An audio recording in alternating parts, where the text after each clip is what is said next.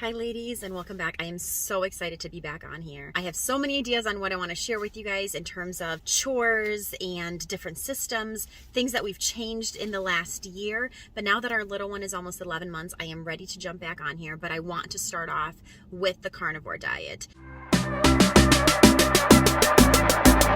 And the reason is, as you guys know, you keep on that baby weight after you give birth, and I have kept on way more than I've kept with any other pregnancy. So I am about 35-ish pounds over what I typically am, and I feel it in my body so much. So we celebrated our birthday weekend, my husband and I, this weekend, and we came back, and I was like, I am ready to get started. Like, I want to feel better. I want to not be in so much pain, back pain, wrist pain, ankle pain. I could sit here and name so many pains, but I just want to be back to a comfortable weight where I'm not in so much pain. And so it's been months of dealing with this pain, and I'm just ready to dive in.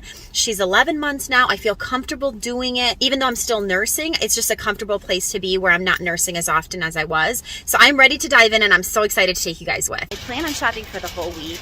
I'm still going to do a grocery order at some point during the week so that I could actually still continue meal planning for the kids. But the meals will just be much smaller for them. And I just plan on doing just easier meals for them. So hopefully it won't be too bad doing both at the same time. I have to say, walking into some of these meals, it is just absolutely tempting to grab a few salads, but I'm gonna go straight to the meat department, but this is super tempting how convenient this is. Hopefully they'll have some good deals. I'm gonna check out most of the beef, probably some pork belly maybe if I find some, and then I'm gonna go ahead and grab some bacon also for like breakfast, and maybe even like a little snack if I need more meat. So I think the meat I'm going to buy is going to last about a week, maybe even longer. I'm not quite sure, but I want to take you guys along and show you how much it costs because I know I had a lot of questions about that last time. I am so happy to find some really good sales because the worst is when you go on the carnivore diet and the meat is just full price. It does cost a lot. So if you want to give it a try, make sure you actually buy the meat that's on sale. The beef, the pork, lamb if you can find, but stay away from the chicken. Maybe I'll turn this into some patties. Just kind of winging it, we'll see, just making sure I have enough meat. I've never made lamb at home, so why not just give it a try? I know it's a bit more pricey, but I think it's also be a nice little treat to switch it up. We'll definitely need some of this.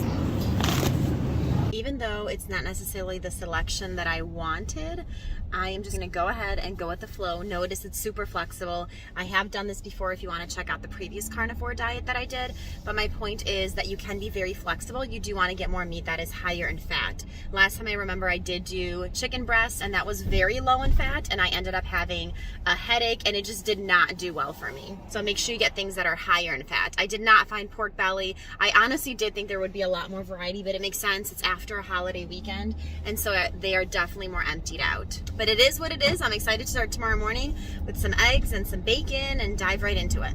Good morning. So this is day one. I have not weighed myself in about 2 weeks, so here we go. That's exactly what I thought. All right, 145, let's do this. So the last time I did the carnivore diet for 2 weeks, I know a lot of people mentioned like, what in the world did you have to lose?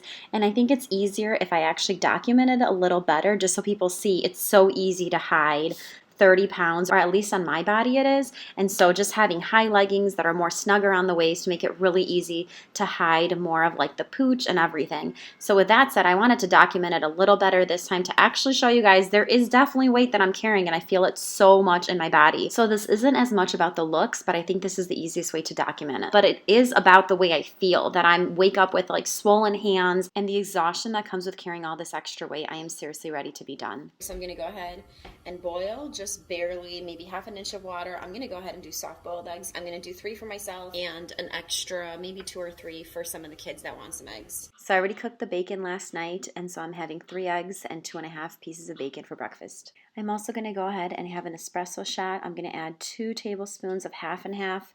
Some people that do the carnivore diet completely eliminate all dairy. I'm okay with having 2 or 3 tablespoons each day. I'm also going to add a little bit of hot water just to kind of multiply the amount, because if you guys know, espresso is just really strong, and so I'm going to kind of dilute it so it's a little closer to coffee. So this is how I'm approaching lunch for the kids. I just pulled out everything that needs to be eaten.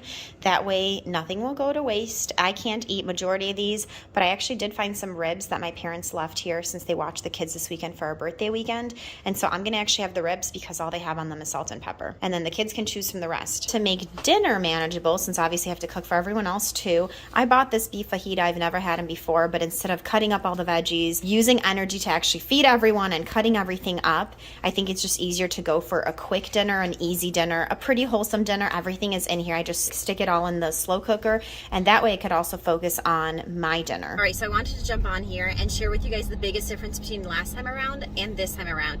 So typically I leave on Tuesdays, and by this time I'm usually hungry. I typically grab a fruit with me just so that I make sure that I'm not starving by the time I get home right after dinner. So I basically have a late dinner.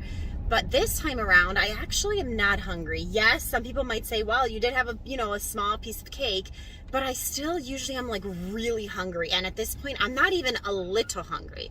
Like right now, I legit can probably last easily until 7, 8 tonight, which obviously I'm not gonna have dinner at 8, but I will probably have a very, very light dinner based on how I feel right now. So that is probably the biggest difference I've noticed today. This morning, I was super hungry, I would say shortly after breakfast. Like I didn't feel like it lasted very long. And so I had breakfast, and within a few hours I was really hungry. And typically I have lunch around 2 o'clock. And this time I was really hungry at 11:30, which is really early for me. I really made sure to drink the coffee slowly.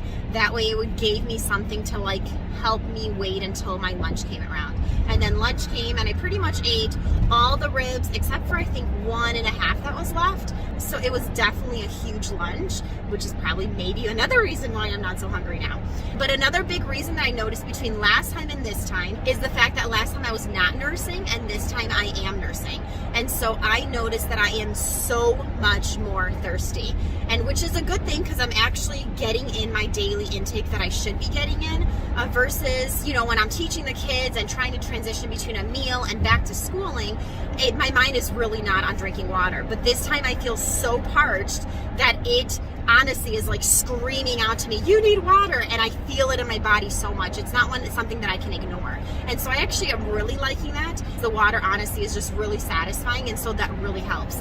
Like at lunchtime when I was eating the meat, I really wanted veggies. I had an avocado sitting there that I was going to feed my little one once she woke up, and I was like, oh, I could really use some avocado or any vegetable with this meat. It already started so early versus last time. I'm pretty sure I made it a few days before I started craving the veggies. But so far it feels like I'm feeling great. It's going well. And if you guys remember last time I started it, I was already lightheaded the first day because I was on chicken breast, and I didn't have a good start to it. I wasn't taking in enough like actually fatty meat. This time around, doing well, so I will keep you guys posted tonight.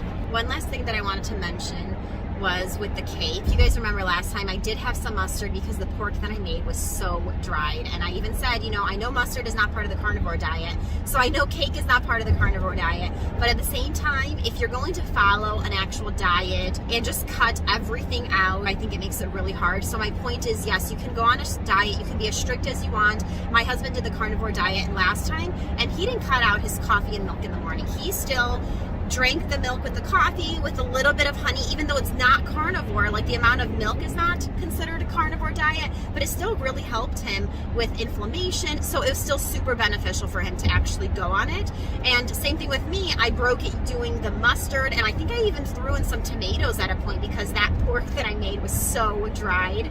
I just couldn't eat it otherwise. Honestly, it would have to have been thrown out. So this time around with the cake, I just kind of saw it as I can skip it altogether for sure. It's not one of those like I must have it, but to me it was more of the memory. Like we are celebrating my husband's birthday. My birthday just passed this weekend too.